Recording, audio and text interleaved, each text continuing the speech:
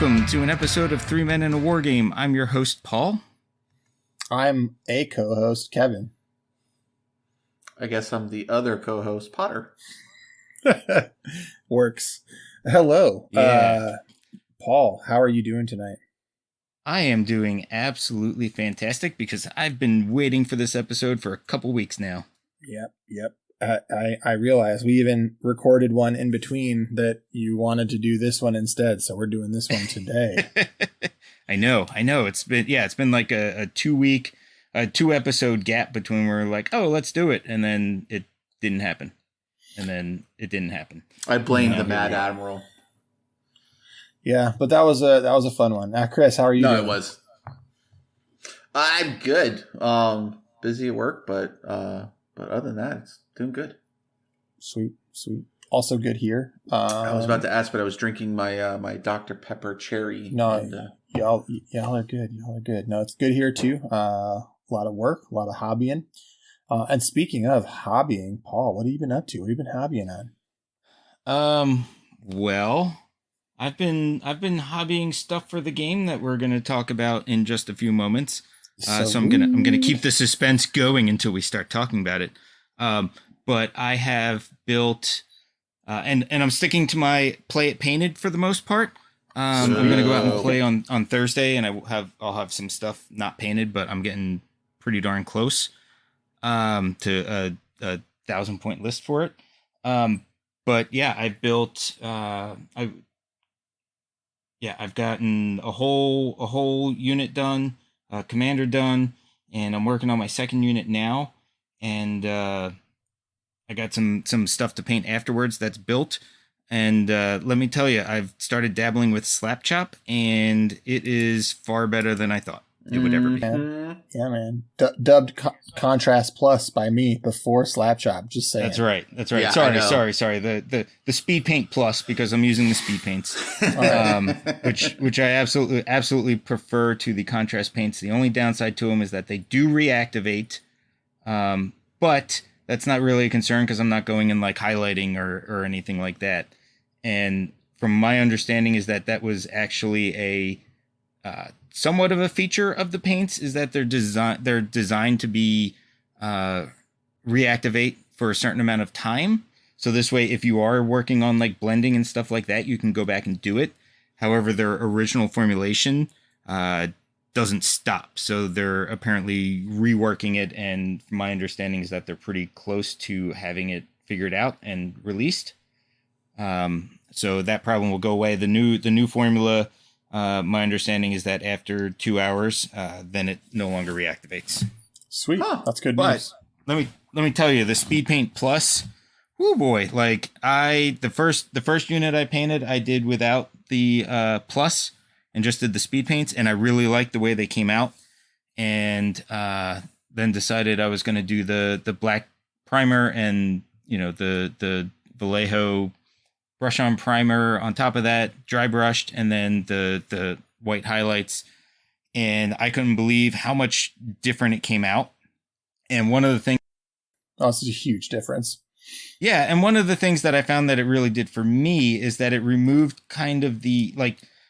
the speed paints and stuff can be somewhat, like, comically bright. Yes. And this dulls it a lot, which means that it's then...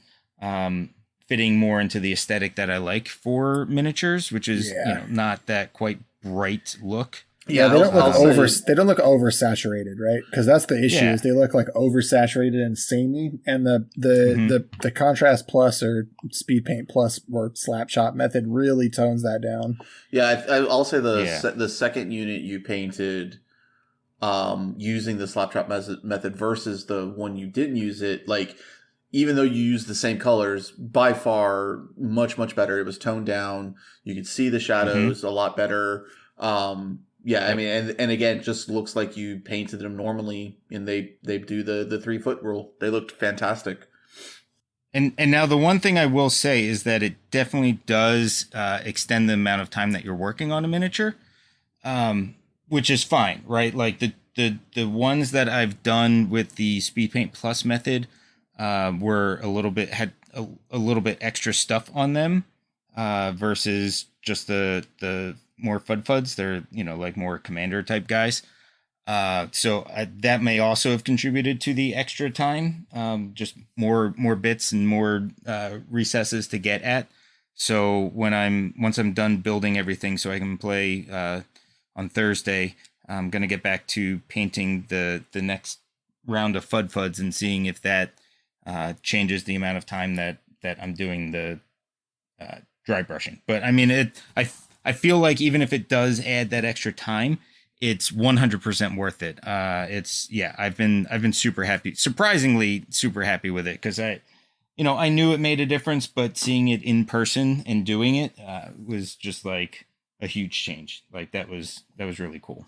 Can I also point out that, like, I love the fact that Fud-Fuds has stuck with you guys, and now that you use it on the regular, like, I love that. My contribution to the show is done. Heck yeah, Fud-Fuds. I do enjoy calling them Fud-Fuds. Cool. Anything else you've been working on? Okay, I didn't know if you were done yet or not. No, I'm done. That's it. That's been taking all my time. I haven't even been building like half-built Gundams. So yeah. So I have been working on my secret project a lot as well too. I have, unlike Paul, I'm not doing Speed Paint Plus. So I'm painting them normally, but I am experimenting with new paints because one of the local stores here got the brand new Vallejo Gang Color line that, if anybody's been following Angel's social media, he's been promoting the heck out of that, and they're fantastic. I've used 3 colors out of the line so far, and they're just amazingly easy to work with. They're smooth.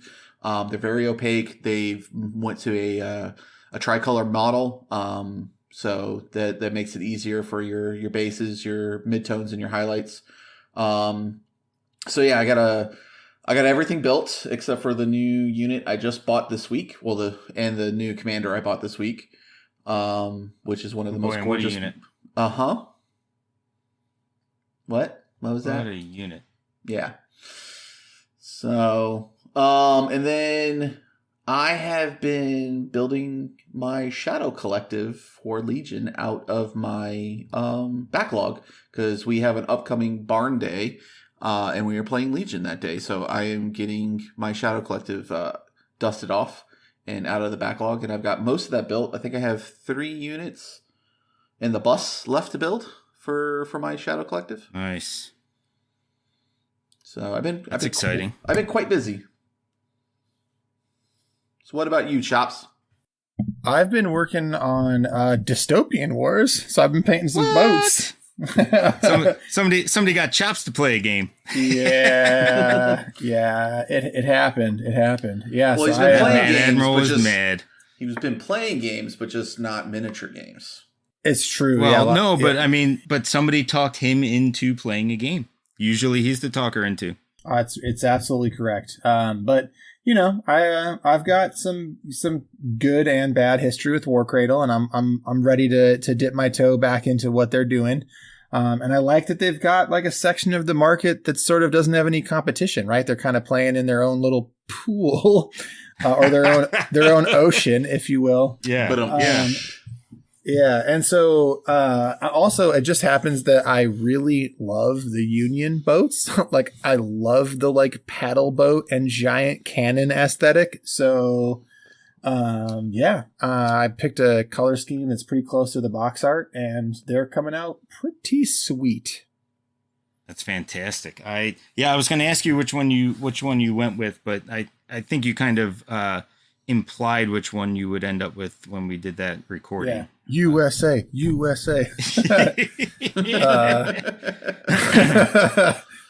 So I've been definitely painting some Union dudes. I probably would have picked Russian if not for the fact that I love the paddle boats. If it wasn't for the paddle boats, I probably would have gone for the Commonwealth.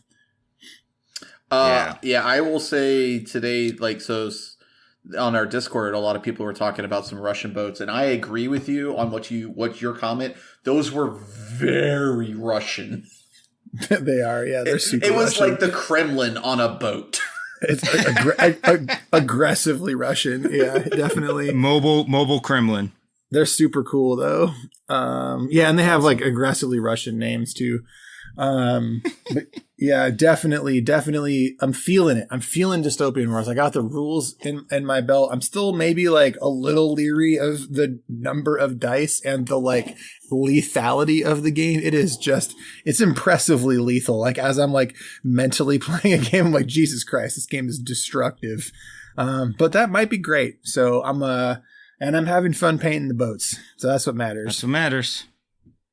Yep. Yeah, that's really what matters. Because, I mean, we think about this hobby and, 75% of it isn't on the gaming table. It's away from it. So you got to like that part. Yeah. Yeah, it's true. But, I mean, every time you guys talk about it, all I want to do is just use the boats meme from How I Met Your Mother. For sure. See, I go Family Guy with a boat's a boat, but the mystery box could be anything. Maybe even a boat. Yeah. God, that episode. I forgot about it. It's all boats. That's old school. Main topics, gentlemen. Yeah, I was like, Paul, what are we talking about? So, as a little bit of lead in here, way back in the day now, now like legitimately a decade or so ago, probably more than, I used to play a game that I absolutely loved. Fantastic lore. Bloated but really fun playing to it. Lots of tactical decision making, and like there was just nothing like it. Nothing seeing those minis on the table, and just absolutely fantastic and straight up just fond memories of the game. And I've missed it on some levels. Like originally, I was like, yeah, it's fine, it's gone. That's not a problem. I'm not playing it anymore. But the further I got away from it, the more I was like, there's lots of things that I liked about that I'm missing. And that game was called Warhammer Fantasy Battles. So after time of saying, no, I don't need a giant mass battle rank and flank game, came around on missing that 6x4, worrying about your flanks and angles and whatnot. And, I think I found a good replacement for it. What is it? That would be Conquest: Last Argument of Kings. All right, that's what we're talking about. Finally reveal the mystery project for Chris and I. Yes, I mean, people on Discord know because yeah, and it's funny because y'all have almost got me roped in if I didn't already want to be playing a different mass battle game that we'll talk about on a different show, which shall still remain secret. It's not that secret. I guess there's not very many options. If it's not Conquest and it's not Warhammer, it's pretty clearly the other one. That's okay though. We'll talk about that because I am planning on doing an episode. But yeah, Conquest. So yep. Let's break this down the way we typically break down games. So first, give me the elevator pitch. What's the size of the game? What's the model count? What's the activation style? So there's a couple things that go in there. I mean, it's a rank and flank mass battle game. Okay. Yeah. So it comes with everything that you think about that, but there's some dynamics to it that are a lot more modern than what we had with fantasy, right? Because fantasy was obviously archaic. Yeah, even though it's the same designer. Like yes, and that's the thing. Alessio Cavatore was one of the initial designers on the game. Yeah, the game's changed a lot, I think, since Alessio's first draft, and that's the same as well. We'll say it because now we have to. Kings of War, right? Kings of War is also the original draft is Alessio. So it's funny that like the three biggest skirmish games, like mass battle skirmish games, are all designed by the same person. But if you go to like modern and otherwise skirmish, it's all Rick Priestley, right? So it's right. I mean, even 40K still somewhat resembles Rick Priestley's original design. So there's only so many, I guess, designers that we give the space to do this. But yeah, yep. Alessio back right. again. Yeah. So, and I mean, so I guess the first thing to tell you there though, is it does have a lot of models, right? You are fielding, a lot of models but they're bigger. They're, I think, pretty close to a 40 millimeter scale. Yeah, 38. If not, that's what I read. 38. Yeah, 38, see, yep. so they're very big models. So they have much more of a presence than the old Warhammer Fantasy, right? They're definitely a whole lot bigger. But the way they've designed it though is that it's a lot easier to use them because they kind of are like the other side where you have a square base that fits 4 round bases in it, and that's how you set them up. Which we'll call so going forward. We'll do the thing we define it as a stand, right? So a stand is a group of 4 models or one bigger model, right? But yeah, just to define the thing. So when we say stands going forward, that's what we mean. A stand is a group of 4 FUDs. Yep.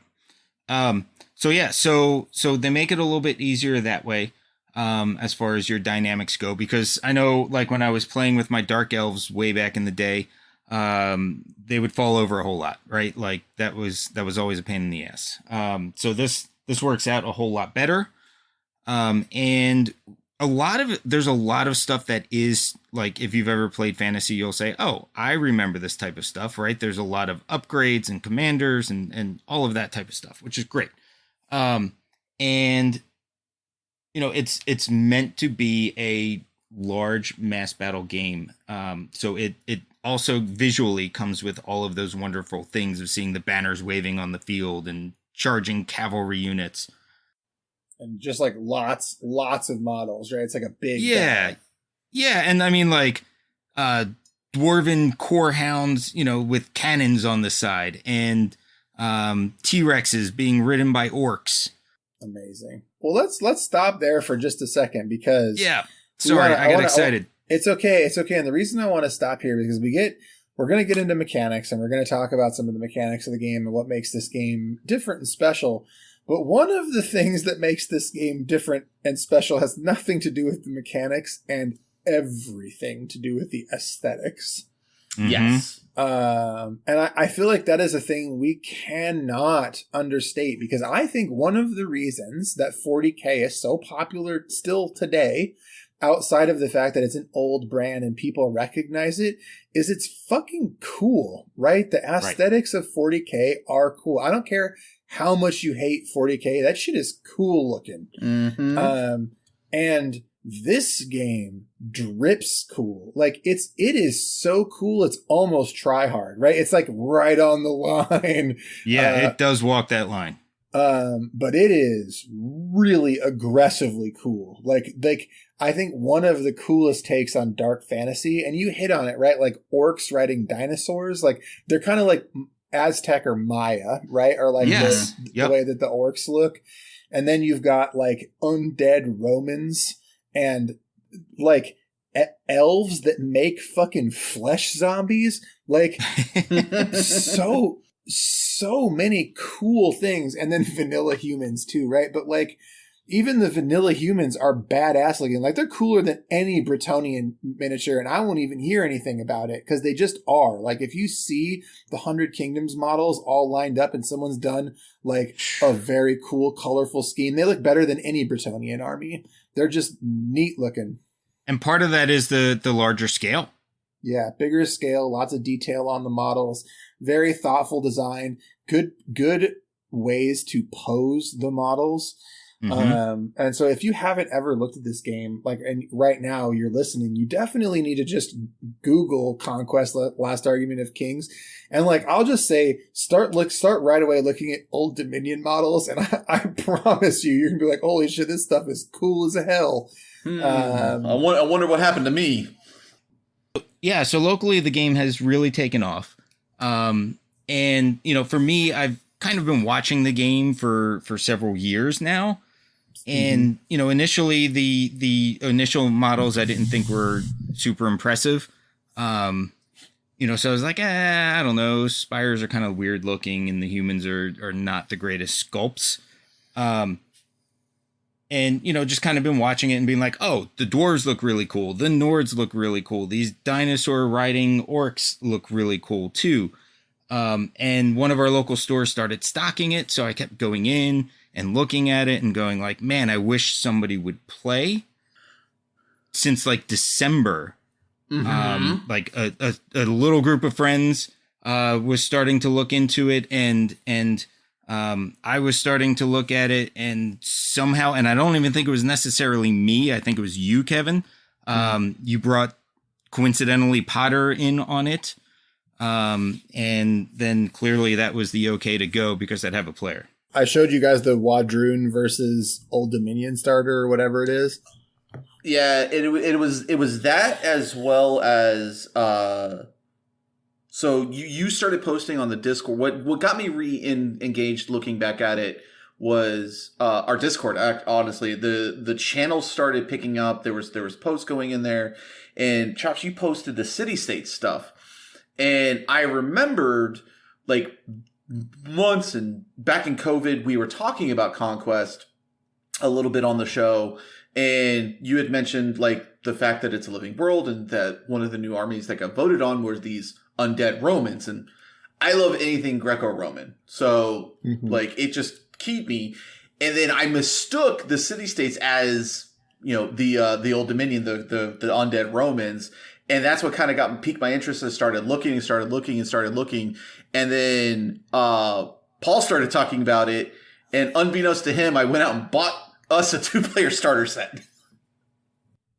Amazing. Well, and even before that, I actually ended up buying Chris a model for Christmas because, you know, like I said, I just kept seeing it at one of the local game stores, and I was like, well, Chris loves dwarves. There's this really cool dwarf. Nobody's playing, so there's no reason for him to feel like it's a invitation to you have to go buy more. So I picked him up a dwarf, and like literally the day before it came in for me to give it to him, he was like, I want to play this game. I was like, I did. I was like, well, now I look douchey getting him this model and being like, hey, here's your second faction. Yeah, because I'd already picked up the First Blood, which is the skirmish format for this game. Same exact models. If you don't like rank and flank, you could play a skirmish game with the exact same models, exact same core rules. And so I just picked that up because I knew he was looking at orcs. And it had the undead Romans in it. And I was like, yes, I will pick this up. Because, I've mentioned it multiple times on the show. I don't like rank and flank games. A lot of it came from my history with Warhammer Fantasy. This game, and we'll get into it. This game removes a lot of the reasons why I don't like rank and flank games. So I was like, hell, I'll give it a try. And if I don't like it, I still have a skirmish game. All right, well, let's talk about it. That leads us pretty squarely into the like next part of the discussion. So rules wise, what's the elevator pitch here, Paul? What separates this game? Like, what are the like not the nitty gritty details, but like the broad strokes that make this different from your standard I go you go Big Daddy fantasy war game? Okay, so there's two things that are super unique about the way this game functions. The first one that I'm going to get into is deployment, right? And you've heard me talk about chain of command and how interesting it is because nothing starts on the table and you're getting to make decisions about where stuff comes in and all that. This game is somewhat similar. You don't start with anything on the table, okay? You have certain units that are going to come on first. Like there's light, medium, and heavy units. Light units are the first ones to come on. So in turn one, you roll a random die, you roll a die, and on a 1 or a 2, the light units come in, right? With the new update though, you automatically get to pick one to come in. You can do that. You can bring them on, and then the next turn, light units come in on 4s and lower. Medium units come in on 1 and 2s. Third round, all light units come in. Mediums come in on 4. Heavies come on 1 or 2s. And then the next turn, mediums come on automatically. Heavies under 4. So it could conceivably be, especially in a larger 2,000 point game, turn 5 before your entire army's on the table. And what also becomes really interesting about that is that you actually are able to push forward your deployment line as your units move up. So basically what that means is your least far forward light unit. Your medium units can come on from a table edge right at the line that unit forms. So you're also in a situation where you're not necessarily having your super awesome units getting shot up before they get all the way across the table, and you're able to make a decision on where you're bringing them on to have the most impact. Which is super cool, right? Like the implications of that are a lot. One is that the game doesn't start sort of in media res, right? Which is cool, right? You're actually, it feels like you are actually seeing a small portion of a larger battle sort of like enveloping in an area. That's cool.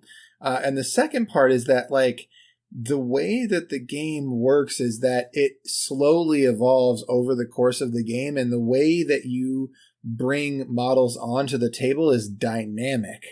And the dynamism changes the strategy, and the like battle lines and where they're drawn sort of like changes as the game goes, and you get further up the table and then push back, and there's like a tension and sort of like fog of war and push and pull. And I really, really, really like that aspect of the game. Yeah. For me, it really feels like when you are getting those first few models on the table, turn 1, turn 2, it really feels like it's the vanguard. It's the, the early forces going out there, starting the battle pitch, and then you've got, the rest of your army slowly coming behind because they're more heavily armored, they're slower, but you've already got the battle started. So you've got that ebb and flow already going, just like a traditional battle would have been like in this time period.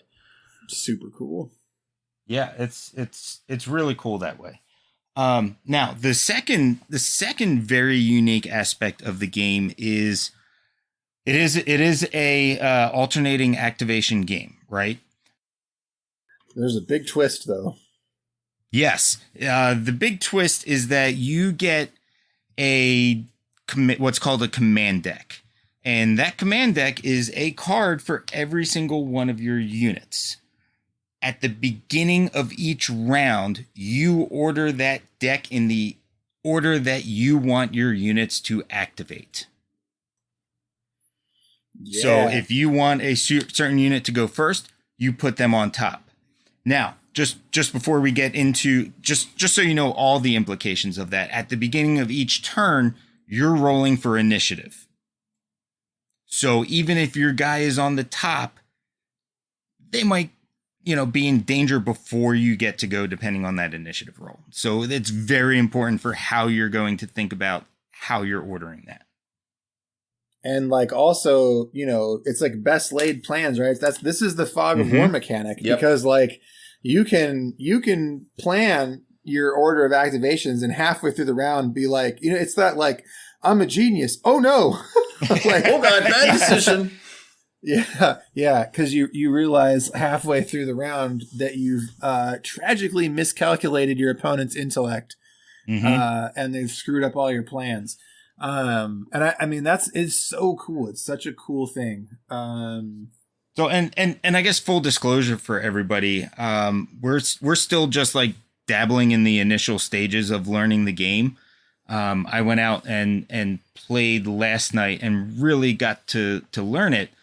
And really have the experience with it. And that command deck adds such a good amount of tension to the beginning of the turn. But can I talk for just a sec? Sorry. Yeah. Go ahead. I want to ask a question. Sorry, not can I talk? Okay. The other thing that's neat about the command deck is it's not just the units, right? The commanders are also separate cards, yes, right? Even though they're attached to units. That is correct. And the commanders kind of let you double activate, sort of, right? Kind of. So basically what it does is it allows your commander, think about Malifaux, right? Your master's got 3 actions as opposed to everybody else's 2, right? Yep. So this is a way of giving your commander a extra action on their card pool. And what that really allows you to do is if you have a wizard, you cast a spell. You might have they have what's called draw events. So when you draw the card, your commander might have a ability that they can do, like in the Wadroon, which is the orc riding Aztec dinosaurs, or Aztec orc dinosaur guys. The matriarch queen, she has an ability when when you pull her card, she has a draw ability that allows a regiment within 8 inches to heal 4 wounds. Sick. So like that's even something that you're factoring in. Because she's like an inspiring presence, right? And they yes, exactly, feel exactly. more so strong. It's a way of giving them that special, unique ability to kind of stand out above their general like move and attack with the regiment. Yeah, so like with like Old Dominion, I can activate one of my commanders who, because Old Dominion have everything that's called Memories of Old, because they're all dead. So they have Memories of Old as a way of them having like special rules of like, hey, I remember what it was like in life. I could do this. And every unit has a unique one. So you can activate your commander, have him do their Memories of Old. So which means you're not wasting an activation for your Legionnaires to activate Phalanx, which, gives them an extra point of defense. Because now they're going into, they're locking shields. So now I don't have to, I can still do my move and another action with them because my commander already activated their Memories of Old. And me too, I'm already thinking about like second level play. And the like second level play here is that like you're counting your opponent's activations. Correct. Yep. And using your commander's activations to space out your units based on what you think your opponent's going to do, right? Like, yep. So yeah, oh man, is so cool. There's definitely a bluffing mechanic that goes with the way you're placing your commanders. That's super neat. And that's just it, right? Like you got to build it so this way, because what really comes down to it, and I don't think I understood this until I was playing a couple rounds last night, is that you have to balance the fact that when you activate the commander, the unit is not activating, right? So you have to be like, all right, I need this person to get this ability off, but that regiment is in a tough spot. I need them to activate. Which do I do first? And what do I think my opponent's going to do? Do I have time to make this happen first? Oh, so cool. So cool. Yeah, it was. I've watched a lot of battle ports and read the rules and stuff like that, but until I actually started doing it, I didn't realize exactly how dynamic it was.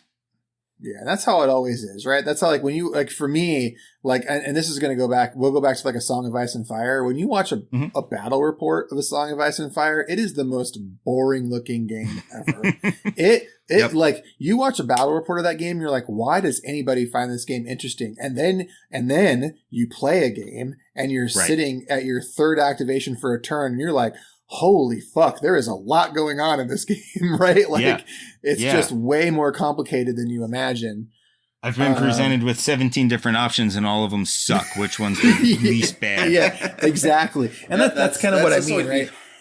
Yeah, but I mean, that's the kind of thing you're getting here too, right? Is that the game, you can read the rules and it doesn't really translate onto the battlefield experience. And I'm trying to like do my best at it, just imagining what that like next level of play and how it would be to play the game feels. But like, it's super cool to hear it confirmed that it is actually like that. Yep.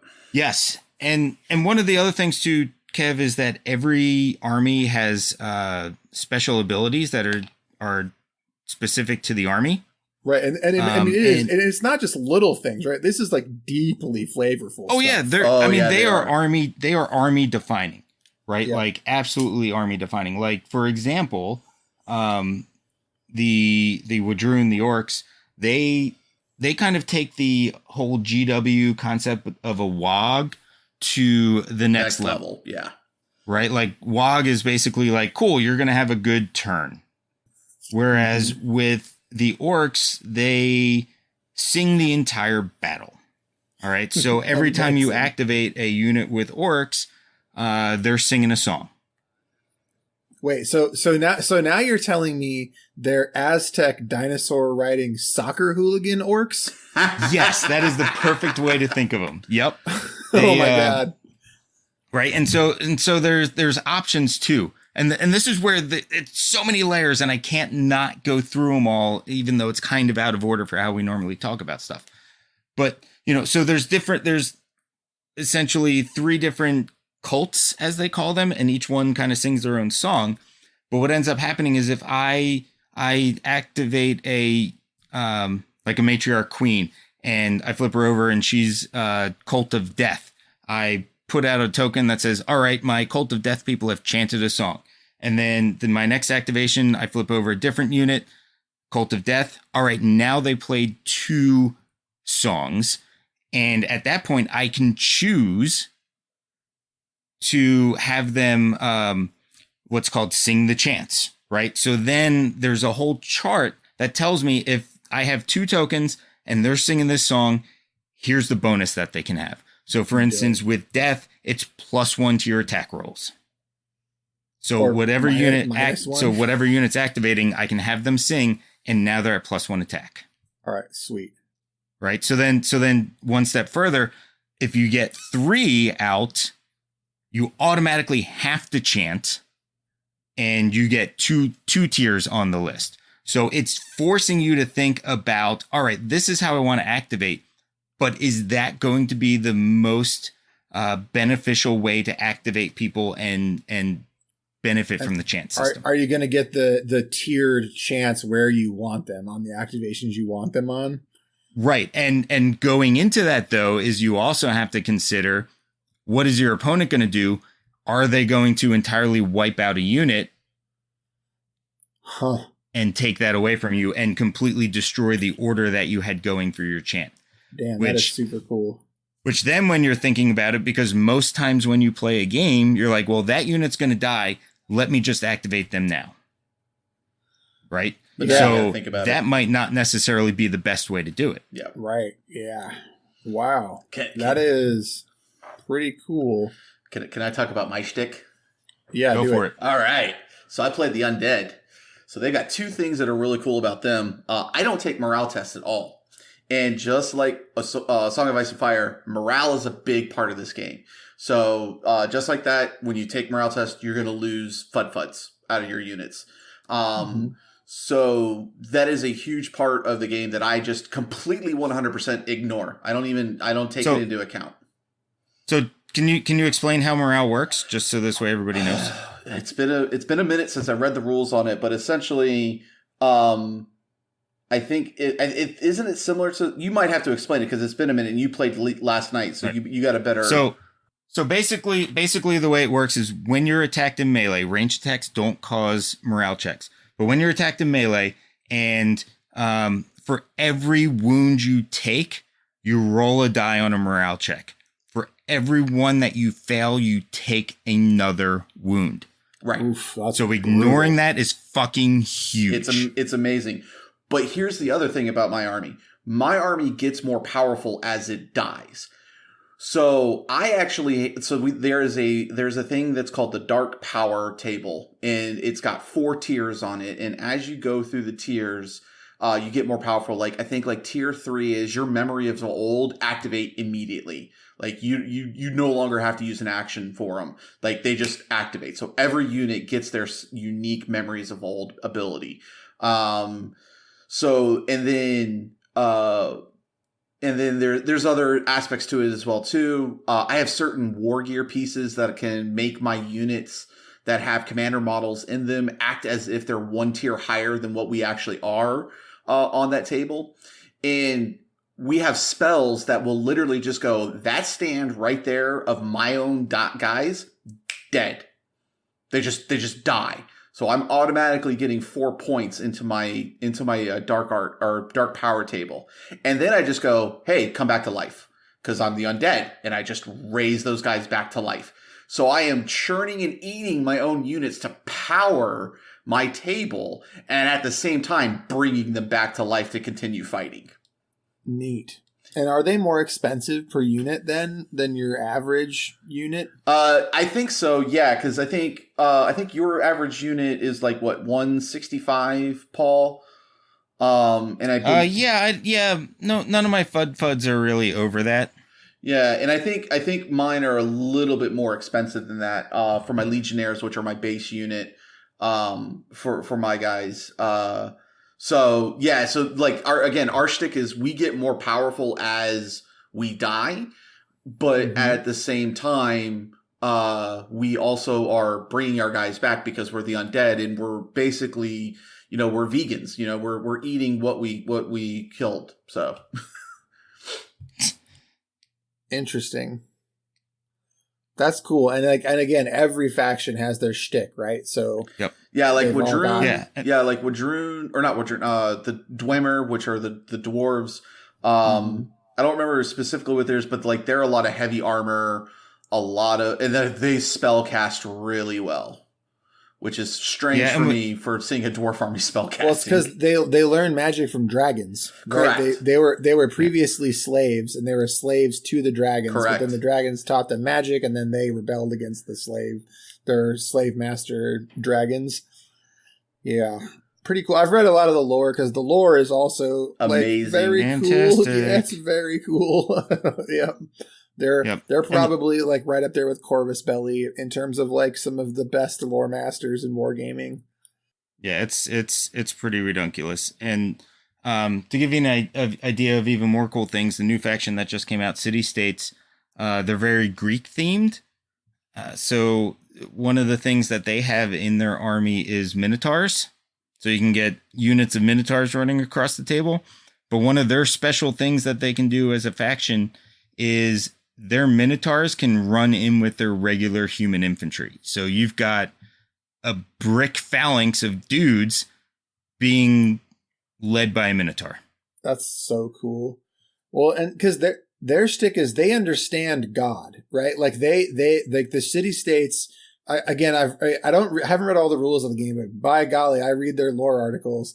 And as far as I understand it, the city states kind of figured out that like the way that Ea works, which is the world, right? The setting is Ea. The way Ea works is that things that are believed in by enough people become real. And so that's sort of how gods become real. They're kind of willed into existence by collective consciousness. And that's why the memories of old and things work for Old Dominion. And the thing about the city states is they made worship into science. Yep. And so they can sort of control God. if that makes sense, right? So their pantheon of gods, they will them into existence, which is so cool.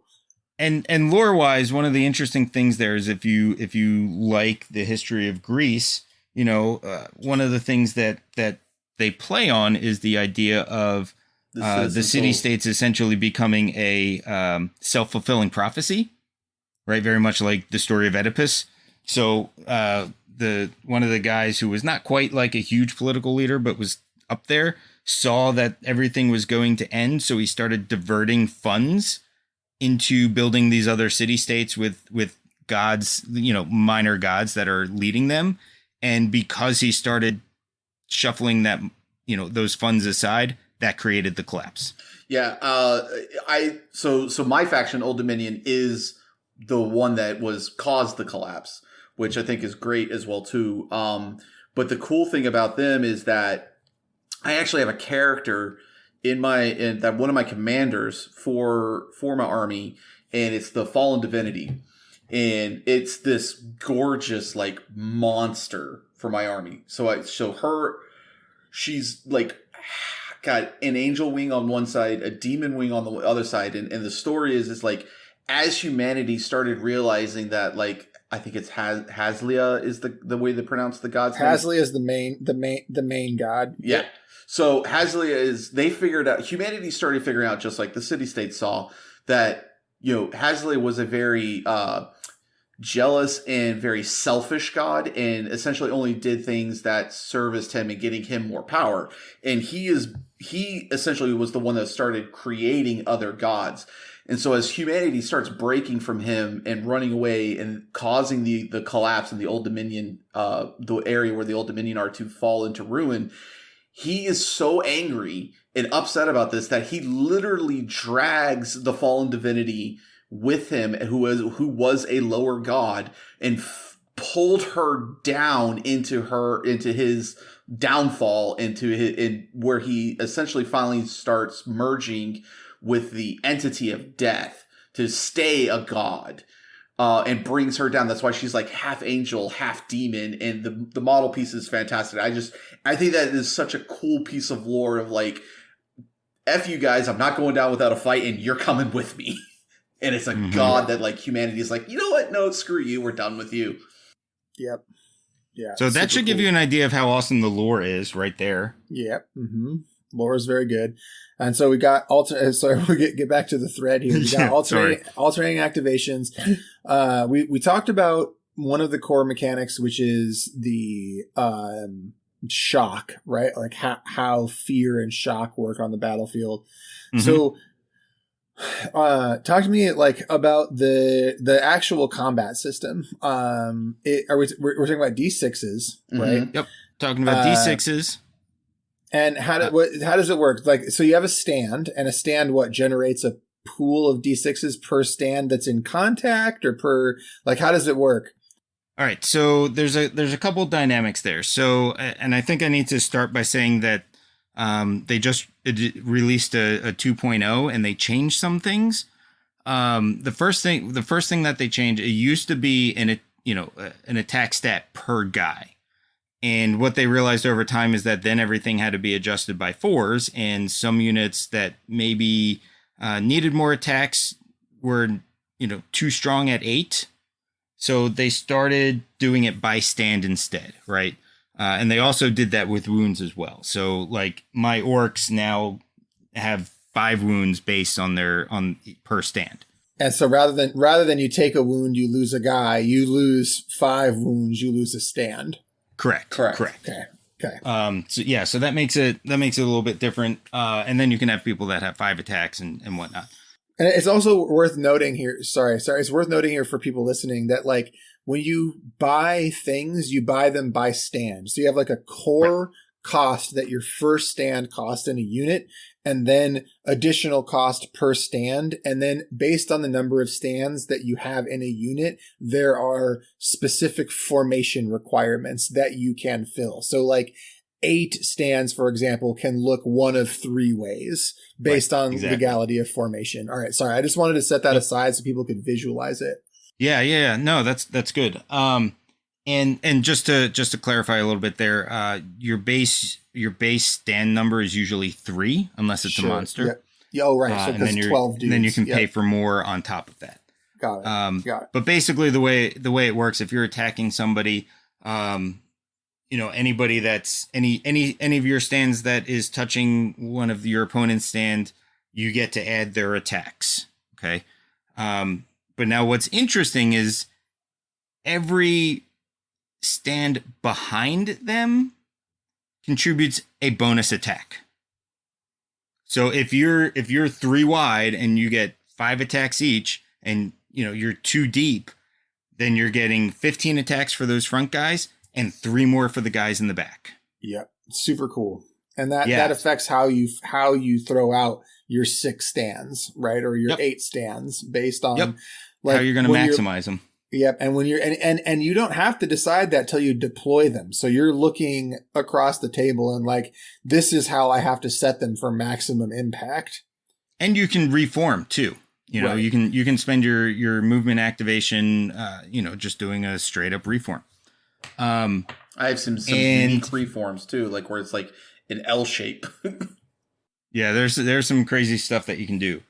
But yeah, so one of the other things that they do is your rolls are kind of reversed. It's a little bit more infinity, where you're trying to roll up to your target number. Golf. So 1s are good, 6 are bad. Yeah, so that's a little weird when you're thinking like, oh, I'm hitting on 2s. Well, yes, that's like hitting on 5s. Yeah. Yeah. So, and then you would attack, and there's no like toughness or anything like that from fantasy or subtracting strength and whatnot.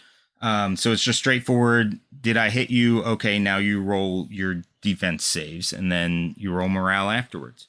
Yep. It's pretty weird. Straightforward there. It's weird seeing a defense save of a 1. It took me a minute to get used to that.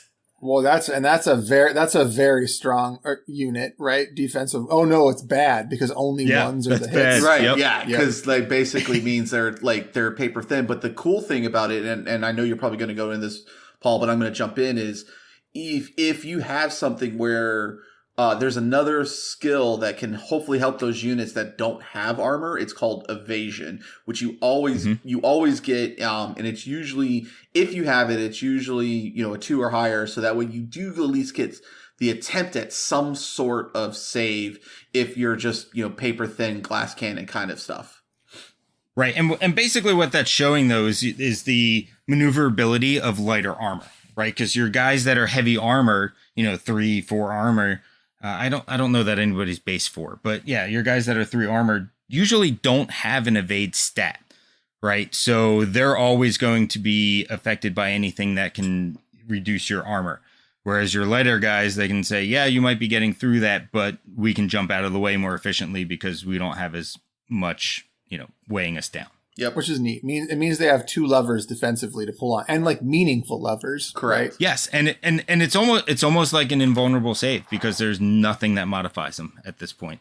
Right. That's neat. Yeah, because there's a lot that modifies armor in terms of like special abilities like cleave or pierce or other abilities like that. But right now it doesn't. So it's like, I know, like, my army doesn't have a lot of evade in it because we're the shambling undead and we actually have a lot of armor on us. Whereas like Paul's army is in like leather jerkins and bamboo for their armor. And so like they're able to jump around a lot and are very agile, which is very thematic. Yeah. And they do a good job of balancing that lever to pull from theme as well as, core rules within the game and balance in the gameplay. Yeah, the Nords are also very agile. Correct, because they don't have a lot of armor. Yeah. Yep. And they probably have higher evasion than the orcs do. They're the highest evasion army from my understanding, yeah. Yep. And then there is shooting in the game, but the designers are very adamant that shooting is not a mainstay of the game, so there's not a whole lot of incentive for you to be a turtle and shoot kind of thing. Well, it's hard to shoot, right? And it should be. Shooting shouldn't be the easy, simple way out. So well, I mean, they buffed it. They buffed it in 2.0 a little bit. Okay. Yeah. So basically, with the change from 1.5 to 2 is that you used to have to get like into, all right, well, I'm at long range, so I got to half my shots, round up, and okay, now I'm obscured, so I take away more. Or I have to hit less. So they're basically like, all right, well, now we're just doing away with all that and we're just going to make it a lot more straightforward. So since you weren't reducing your shots at long range, they basically shortened everybody's range, right? So you have to get in a more dangerous spot to be effective in your shooting. Yeah. Okay, well that's cool. I like that though, like because one of the problems with especially people who played Warhammer Fantasy will tell you like shooting was abysmal. It was like not totally unfun to play against. Play against a dwarf or freeze flank gun line. Have fun. Yeah, exactly. And to show how much they really want you face to face with your enemy. And with how important morale is, ranged attacks do not generate morale checks. So nobody's super scared and running away because they got shot in the face with an arrow. Yeah, they're just angry charging toward the archers. Yes. Exactly. They're like, well, we got to take you out for our heavy buddies coming out. Only piss them off. Yep. All right. Cool. I like it. So how big of a table do we need to play this game? What's the size that we're talking about here? Is it variable? Is it preferred at one size? What are we talking about? It is variable. Sometimes it depends on the scenario. But you're either going to be playing on a 4x4 or you're going to be playing on a 6x4. Okay. Most of the time, I think you're mostly going to be on a 6x4. 6x4, yeah. All right. And you've now segued into the last thing that I wanted to hit on for the game, and perhaps the most important thing that we're going to spend some time talking about, and that is scenario design and scenario play. Because we've come from a background where we've played a lot of war games, and we know that this is the make or break thing in a war game. And I want to hear some of what you guys think about scenario design as you understand it so far, and like what the pluses, maybe negatives, maybe all pluses are to the scenario design in Conquest. Yeah, so one of the things that I love about it is one of the things that I love about scenarios in A Song of Ice and Fire is that not only are there mission scenarios that you could do, but there are hidden objectives that you can achieve as well too, just for your faction. And they're they're unlike A Song of Ice and Fire, where it's just a pool of hidden ones that you pull from. These are faction specific. So my hidden objectives for the Old Dominion are going to be different from Dwegum, from Spires, from Woodrune, etc., which I think is amazing. It adds an extra layer of fluff, theming to the army, and it adds it to the where it's like if you switch between factions, you're not going to get bored doing the same hidden objectives. If you play multiple armies, you are going to have a different experience from when I play 100 Kingdoms from when I play Spires. When it comes to those hidden objectives. So which I love that. And again, there's more levers that they can pull on that as they branch out and decide to do more things, because that's just a couple of cards that you can release as a side pack, which they have just released brand new cards for 2.0 for all the factions, and all those scenarios are in them. So anytime they do that, they just like, here's the packs, here's the new objectives, have a nice day.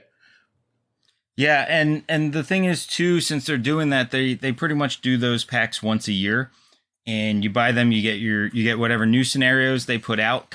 Think of it kind of like a new Gaining Grounds, right? So you get your scenario cards. They also give you cards for every unit that's been released. So this way, if you lost them, you get more. And I also found out last night that they do have some of them have army specific cards that you might need. Like for the Woodrune, it does have 3 cards for each of the songs that you can chant. So this way you can more easily keep track of them. And they also have cards with the different spells on them, which I think also leads us into something that we also kind of care about, even though it's away from, well, let me stick to scenarios there real quick. I think that's something that we're going to be able to better speak on the more we play. But my impression initially is that the scenarios are actually quite dynamic. One of the ones that sticks out to me that I've seen played is there's one where it's like your standard 3 objectives across the table, right? Like your middle and then halfway to the edges, which is fine, right? Like pretty standard. What's unique about it though is that turns like, I think it's 2 through 4, the middle objective is worth 2 points. The outside ones are worth 1. And then for the middle rounds of the game, it flips. So then the inside one is only worth 1. The outside ones are worth 2. Yeah. And then for the last few rounds of the game, it flips back again. Yeah, that was that was the one you and I played when we played First Blood. Yeah. Yep.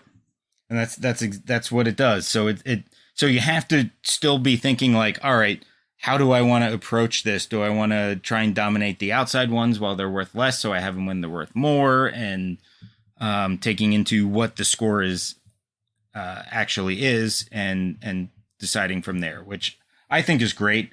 One of the reasons why I like the 6x4, and I know I've told this to Chris a lot of times, but like I love the fact that in a 6x4 game you have to really worry about your flanks a lot more than you do on a 4x4. If one of your flanks is collapsing, you have to decide how you want to handle that. So it's a very different way of thinking with the game. So I actually have a question before we move on too far. Chris, I wanted to go back to what you said earlier, that this game, and actually I've been wanting to ask you this for days, but I was waiting. You said that this game fixes a lot of the issues you have with rank and flank. And as long as I've known you, you've always said, I don't want to play rank and flank. Got you into Song of Ice and Fire because it was far more skirmish than it is rank and flank. So what about this game makes you want to play it as opposed to I don't like rank and flank. So one of the things I love about skirmish games is the maneuverability that you have in a skirmish game. You're not locked down to, having to really concern yourself where your units are in comparison to like bumping into your own units. And I like skirmish games because there's more fluidity to it. With the way that you do your deployment in this game really solves a lot of that for me, because I have since I'll have less models on the table in the early parts of the game, I won't have a lot of those maneuverability issues that I have with rank and flank. Because and again, I got my start in Warhammer Fantasy Battle. I started with Lizardmen back when I was 12. I transferred into Chaos, and then finally into Dwarves. So I played or I almost said Age of Sigmar. I played Warhammer Fantasy Battles a lot. It was always just, I felt so claustrophobic with my units in my choices there, where I feel in Conquest, because of the way the deployment works, that claustrophobia has been removed. And a lot of the things too, I've always felt like about, I didn't like a lot of the magic systems were always very kind of, sometimes it felt like it was make or break. In a lot of the fantasy games and rank and flank. So it's not an issue with rank and flank per se in terms of the design of that kind of system. It's just more along the lines of, typically magic systems come with fantasy rank and flank games. So with this one, where it's a lot more, it's not a phase, it's like just a normal commander activating, and it's part of that commander's activation, which is one of the changes they made in Age of Sigmar, which I liked. I like that in this game as well too, that there's not a lot of it's this phase, then it's this phase, then it's this phase. Mm-hmm. It is activate unit, do ability, activate unit, do abilities, activate unit, do abilities. There's none of this phase crap anymore. Which was a big turnoff for me in Age of Sigmar as well too. Or not, damn it, I did it again. Warhammer Fantasy Battle. So I think, that fixes it here in this game. Those are my two biggest things that I had issues with, that Conquest removes for me. And, I think playing A Song of Ice and Fire, I think, helped me get over a little bit of my issues with rank and flank as well too. Even though it is a rank and flank game, it just felt more skirmishy. I still feel, out of all the battle reports I've watched, this game still feels a little bit more skirmishy than a typical rank and flank. All right. Well, one thing I will say though, after playing last night, is that the one thing that Song of Ice and Fire doesn't have that rank and flank games do is really worrying about your angle of attack and how your guys are moving and where they're going, whereas this definitely does. Well, I wouldn't say that. You need to worry about that in the Song of Ice and Fire as well too, because if you want to get those side flank bonuses, and if you want to block your opponent from getting those angles on you, so that way they can't get those bonuses for charging you in the flank or the rear. That still exists in A Song of Ice and Fire as well too. Yeah, but the impact of it is kind of reduced because you have 4 guys on the table. That part is fair. That part is fair. Right. When you're getting 5, 6, 7 units out there, then you're really starting to think about it, and even more so, because you're looking at it at different parts of the table, with it being 6x4 as opposed to 4x4. 4x4. So right. I guess the way to say it is that it feels even more meaningful, right, than it does in A Song of Ice and Fire. Yeah, no, and that could be fair. Like I said, I've only played the skirmish version of the game so far. I will be playing my first game tomorrow of the rank and flank, and we did that on purpose because we wanted 2 different viewpoints of someone that was coming into the game and someone that's actually played the game. So and with Paul having that knowledge now of actually playing the game, it's going to help me go in tomorrow and see how much this is. I better like it, because I really hella bought into this game. That might be an understatement. No, I own the entire Old Dominion faction. I own every single. I think you're gonna like it just fine. Yeah. If I'm being honest. No, I think I am too. Like and we talked about this. Chops and I talked about this a little bit before you joined, Paul. And I've really been missing a good fantasy game. Yep. Yep. We gave Age of Sigmar a try, and while I do enjoy Age of Sigmar's rule set, there was just something lacking from the lore and from the models, and I think this is really. I think Parabellum has done such a fantastic job with their lore. I mean, there was one day you and I hung out, Paul, and all I did was goob over the lore. And it was just it's so good, and that's one of the things that drew me into 40K was the lore, and I feel like I've been missing that in a game outside of Infinity, where I didn't really get into their lore, but their lore is fantastic. The lore here is really drawing me in, which is helping me. I think going to help me stick with the game, regardless if I have issues. Just because the world setting is just fantastic. They've done such a great job with it.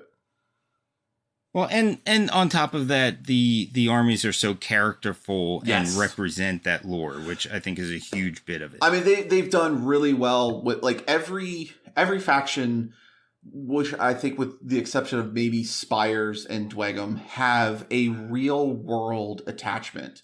Where we've talked about the Aztecian Mayan orcs. We've talked about the Roman Byzantine undead. We've got the Greco-Roman city-states.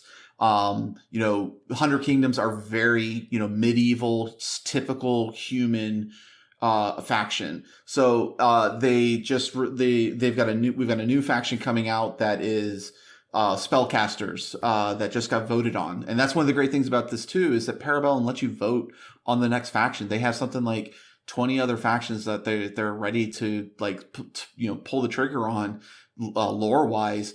And they let the community vote on which ones they want, which is amazing. And these guys are they're underwater sorcerers.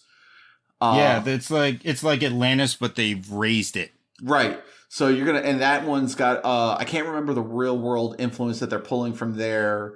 But I think it was a lot more Middle Eastern influence, if I remember correctly. Oh man, that is so cool. Yeah. And then you got the Norns, which are obviously Vikings. And then one of the other, the factions that were being voted on was just called Hell. And it's one of the last 3 remaining original dwarves that were not killed during the Dwegum's rebellion. And it's them and just the Norse gods of Loki, Hel, Thor, and everything else too. Unfortunately, they didn't get chosen. So we'll have to see them down the line. But it's, again, they've got real world attachments, which for me as someone that loves history, it makes me be able to get into the game a lot easier and a lot deep as I already have. Again, it's just because the models are so representative of those cultures, and they've done a really good job, and they're not anything that's like a poor representation of those cultures. They did a really good job making sure that they got things historically accurate. Like the cataphracts that I have in my army look like Byzantine cataphracts. They're exactly what they look like in history. And they've done such a good job with their models and their lore. Yeah, super cool. And just to clarify too, on the spires are cosmic horror. That's the real world equivalent.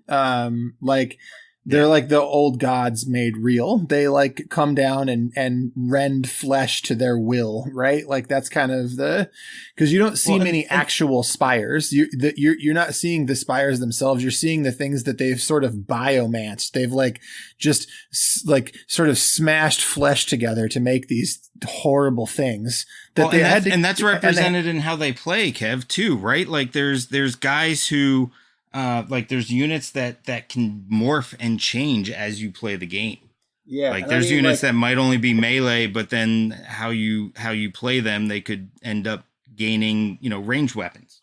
Yeah. And one of their main core unit is called force grown drones. They are, this shit is gross. Yeah. I mean, they're literally the leftover stuff that they just forced into creating life for flesh goo shaped into arms, legs, and then bandaged that it stays together. From a lore perspective, those flesh grown drones, they have a lifespan of like a week.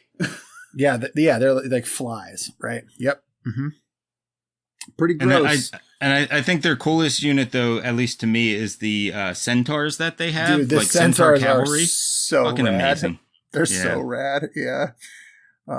They are very, very cool. I mean, I don't know. I love the Spires. I think it's funny because they really ride that line between the old janky models and the new beautiful ones. Yes. Mm-hmm. And the things you're talking about, the Centaurs, that's one of the newest models, the Centaur Avatara. And those things are like, that's a model to go look up, is the Centaur Avatara, because those are spires, right? Like they have like actual elven features, the heads, but they're also like heavily armored centaurs, and they're like what you would consider like chest armor for the front of a horse, right? It's like maws and just like this it's so brutal and disgusting. I love them. Yeah. Those guys are super cool. They were the faction I was like, I'll never play those. They're ugly and I don't like them. And now I'm like, they look, no, they're pretty cool. I think they're cool. I think they're ornate and gross, which is like a really cool combination. Like you don't normally have both ornate and gross. It's one or the other. Right. I think part of it too is that now that there's more factions than just humans and weird ornate gross things, I feel like it's not as strange, if that makes sense. Yeah. No, I agree with that. All right. So cool. So Conquest, good. We're getting bad. To that. Yeah, we're getting to that point where we're at that commute level. So I want to get on some final thoughts. So Paul, final thoughts for you about Conquest. I know you've been so excited to talk about the game, and it's kind of rough to let it go, but we might do more episodes. But anyway, for now, final thoughts on we're going to have Conquest. to revisit once Potter and I get a lot more games on. And, and we can do a true before the end of the year. A compare and contrast maybe with some other systems. Yep. So before I go into my final thoughts, Kevin, I have to tell you something. Mm-hmm. I went to the dentist today, and as soon as I sat down in that chair, "Don't Stop Till You Get Enough" came on. Do you know how hard it is to get dental x-rays when all you want to do is laugh? That's pretty great. This is a deep inside joke, and I'm apologize. It would take too long to even explain why this is funny. There's no way. Go ahead. But yeah, so final thoughts on Conquest is that I'm super excited about it. It feeds it scratches the itch that I didn't know needed to be scratched, right? Like it just kind of snuck up on me from like, oh, I don't need fantasy to I kind of miss 6x4 games. I kind of miss like having elves and dwarves, and so really, really going to scratch that itch. And my initial impression of it is that it is a lot of fun. It's a lot of, as I always like to say, I really like games with meaningful tactical decision making, and this game seems to have a whole lot of it. And I'm looking forward to it, and especially just with it seems like playing different factions is going to be a very different experience. Like a very different experience. Sometimes games, it can be, yes, it's different, but it's still fairly close, minor differences. Whereas this has very major differences, very strong themes, and even visually just very strong themes. Super cool. Potter? For me, you guys, my final thought on this is you guys always have talked about games where, like, when you walk away the next day, the next night, the next week, you're still thinking about the game. And that's never really resonated for me, even though, like, back when I was super into War Machine, this game has done that for me, and I haven't even played a game yet. It's living in my head on repeat. It won't go away. And I've not played a Rake and Flank game yet of it. That is amazing. Like the highest possible praise. That's like almost unbelievably cool to hear you say that. Yeah. It won't go away. I'm enthralled. I'm enraptured. I'm looking at stuff every single day. I took all of just Paul going, hey, they got the Fallen Divinity in stock last night, and I walked out with it. Like, all he had to do was tell me it was in stock, and I was like, bought. So you know what? I think we've neglected something important here, and what Potter just said reminded me of it.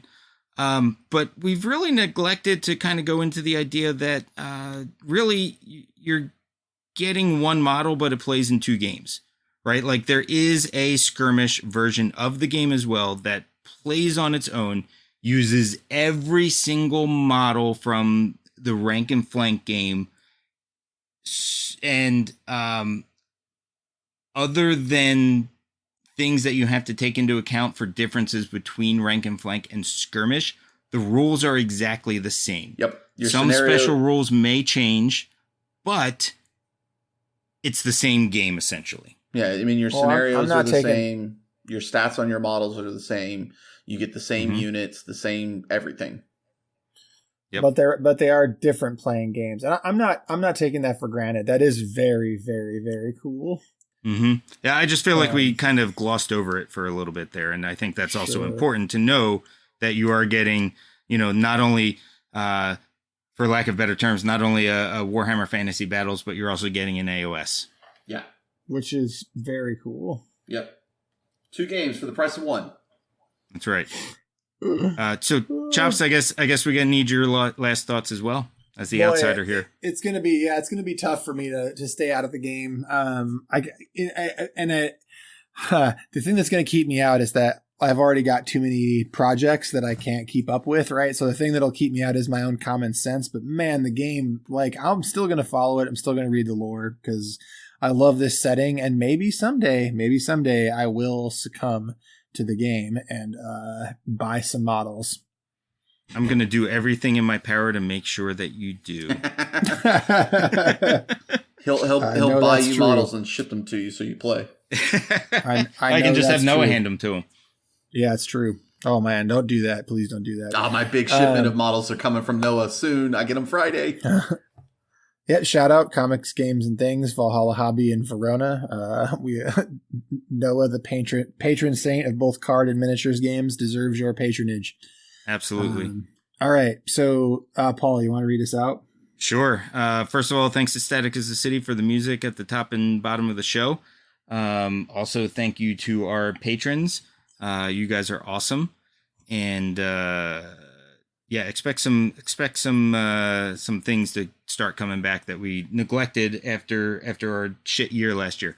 And also join our Discord. It's phenomenal. There seems to have been a influx of people lately, which is fantastic. So come and join all of our craziness. Even if you're just lurking around, there's a channel for you. Pretty much any game that you're going to play. And I think that covers it. I think we're on our way out. Bye.